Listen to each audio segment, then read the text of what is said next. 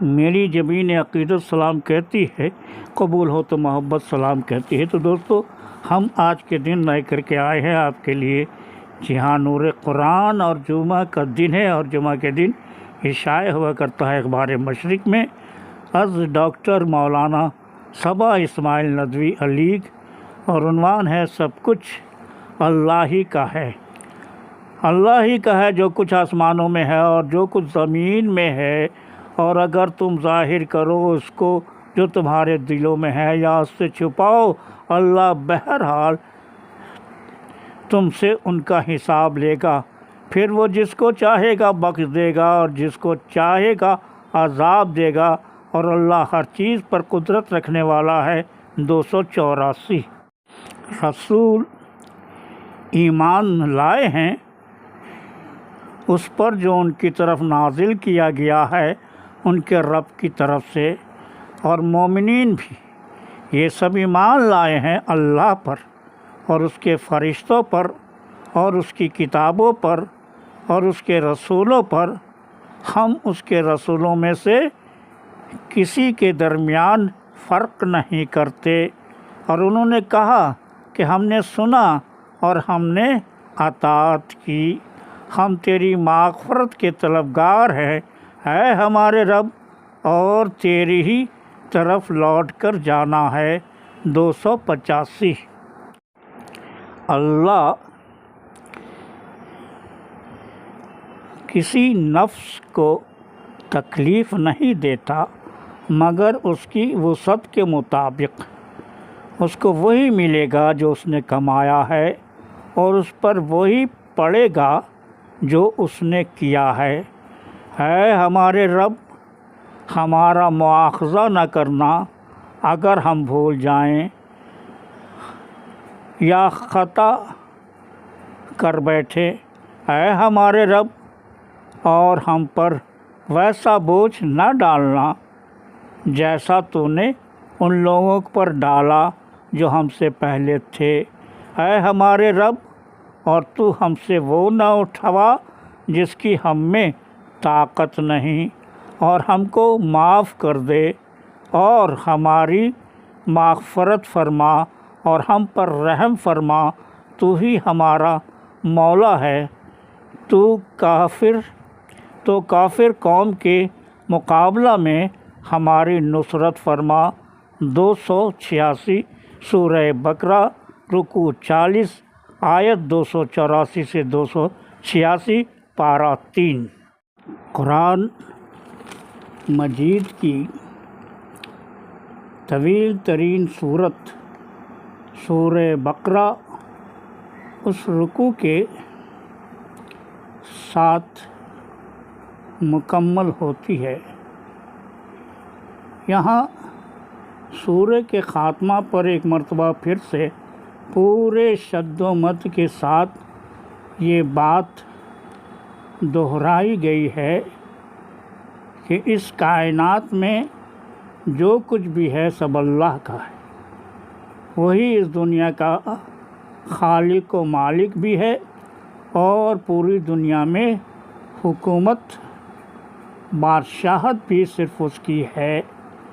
وہ صرف تمہارے ظاہری اعمال پر نظر نہیں رکھتا بلکہ تمہارے دلوں میں چھپے ہوئے جذبات اور احساسات سے بھی اچھی طرح واقف ہے۔ تم اگر اپنے دل میں کفر و نفاق چھپا کر دنیا کو دھوکہ دینے کی کوشش کرو گے تو بھی اس کو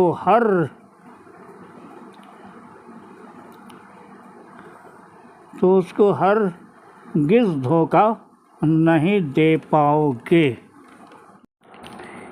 یہاں اس عقیدے کی وضاحت بھی کر دی گئی ہے جو رسول اللہ صلی اللہ علیہ وسلم کا عقیدہ بھی ہے اور تمام مومنوں کو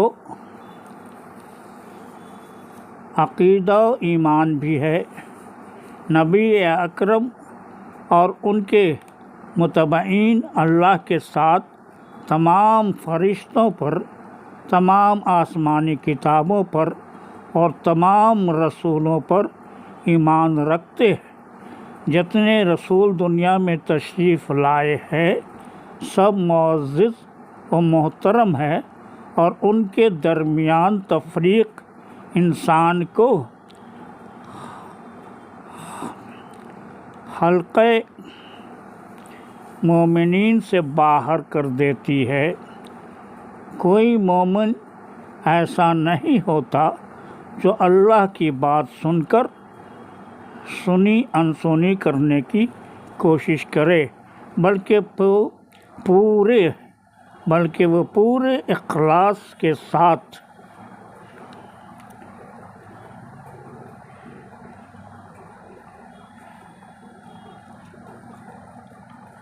समन व ताम हमने सुना और हमने अताअत की कहता है और अपने रब से माग़फ़रत व निजात की उम्मीद रखता है। आखिरी आयत में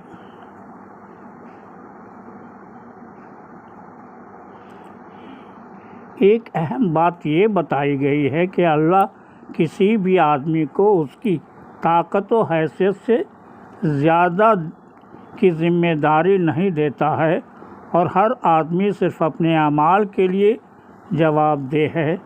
जो भी अच्छा काम करेगा उसको उसकी भलाइयों का बदला ज़रूर से मिलेगा और जो भी किसी बुराई का मुर्तकिब होगा तो उसके वबाल उसी के सर आएगा। सूरह बकरा का इख्तिताम चंद निहायत अहम दुआओं के साथ होता है। ये अल्लाह का एहसान है कि उसने अपने बंदों को जहाँ कुछ अहम जिम्मेदारियाँ दी हैं वहीं उस बोझ को उठाने का सलीका और तरीका भी सिखा दिया है और उसको समझा दिया है कि वह अगर अपने मामलात को खुदा के सुपुर्द करने के बाद उसके आगे अपनी कमज़ोरी का ऐलान करके उससे उसकी मदद तलब करेगा तो वो ज़रूर उसकी मदद फरमाएगा। ऐ हमारे रब, हमारा मुआख़ज़ा न करना अगर हम भूल जाएं या खफा कर बैठे। ऐ हमारे रब, और हम पर वैसा बोझ न डालना जैसा तूने उन लोगों पर डाला जो हमसे पहले थे। ऐ हमारे रब, और तू हमसे वो न उठवा जिसकी हम में ताकत नहीं है और हमको माफ़ कर दे और हमारी माग़फ़रत फरमा और हम पर रहम फरमा। तू ही हमारा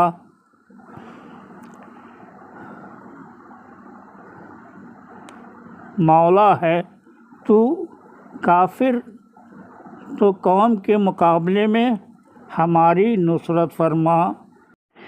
तो दोस्तों, अभी आप एसएम राशिद के अदबी दुनिया में नूर कुरान सुन रहे थे, जो हर जुमा के दिन अखबार मशरिक़ में शाये होता है और आज जुमा का दिन है और इसके खालिक हैं जनाब डॉक्टर मौलाना सबा इस्माइल नदवी अलीगढ़ और उन्वान था सब कुछ अल्लाह ही का है। तो फिर हम मिलते हैं आप किसी प्रोग्राम में जिसका नाम है एसएम राशिद की अदबी दुनिया। अल्लाह हाफ़िज़।